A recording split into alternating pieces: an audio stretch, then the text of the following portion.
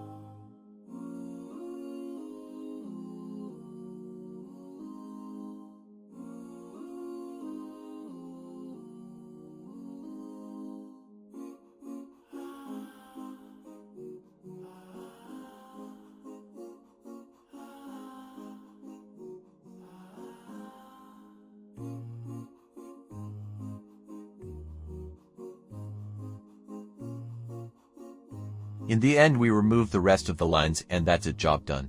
Hope you like it and learn from it. Don't forget to like and subscribe and leave your opinion in the comments. See you on the next video.